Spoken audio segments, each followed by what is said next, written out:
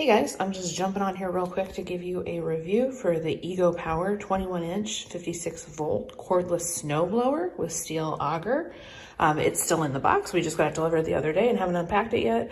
So I'm going to show you what that looks like, and the UPC codes are just blocked out because Amazon doesn't like it if you include that in a review. This is model number SNT 2110.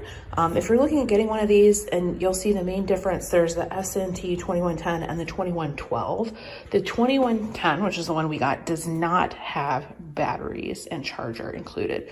The 2112 does have 2 batteries and a dual charger included. Now, the reason we bought the one without the battery is because we already have the Ego mower, so we already have a battery on hand.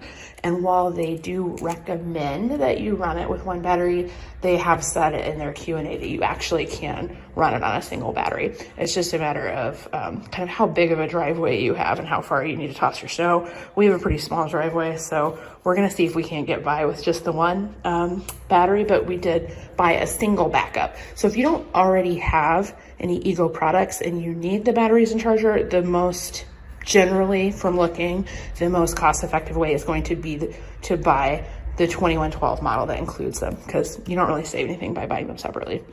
But if you've already got some other Ego products, you can use any of their batteries interchangeably with this model.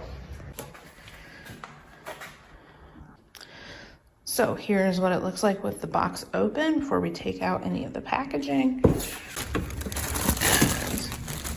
Because we're smart people, we're gonna look at the instructions first. And the instructions do come with an Allen wrench, so don't lose that. If you have any question about whether your battery can be used with this product, here's a list from the instruction manual of which batteries and chargers can be used with it. Okay, so it comes with the snowblower basically already in one entire piece, and then the chute is just folded up down here in the bottom of the box. It's the only separate piece in the way that it comes shipped. So pretty much not fully assembled, but darn near close. So if we fold the handle up, then down here underneath the plastic, this is where your chute is during shipping. So we're gonna take that out and then take everything out and put it on. And personally, I think the easiest way to deal with big stuff like this is to just break the box down around it, rather than try to lift it out of the box or do any kind of crazy finagling. If you were really worried you were gonna have to return it, maybe you'd wanna keep the box, but we love our mower, so I'm gonna live dangerously here. So in the setup guide, one of the things they mention is that it comes with the side rails like folded down, and that you need to flip open the quick release things to open them up. Oh, they're just talking about the handle, and on mine you didn't actually have to flip the quick release. I could just lift the handle up. So if you're very confused about what they're talking about, they're just talking about the handle. So yeah, once you have it out of the box, you can just put the handle up, and then you can screw these down to get it into position and keep it tight. Now, once you have actually screwed both of these 2 guys down firmly, then your handle is gonna stay in place if you try to move it. So at that time, if you wanted to flip your handle up, then you would use the quick release. You'd have to do both sides. And then if you wanted to fold it up for storage, that's how you do that. So just after you get it out of the box, flip the handle open, and then just make sure to hand tighten these down. Okay, so this is what your chute looks like. It comes with a couple of little stickers on the side that are just like salesy stuff that I peeled off. And there are a few bolts already in place for how we're going to attach this right here. And we're gonna use the hex wrench to do that. So what the instructions say is to loosen these up, then line up the chute on here with that, and then tighten them back down. So we're gonna do that now. Okay, so we've got the bolts off. We're just gonna line this up, slide it in here.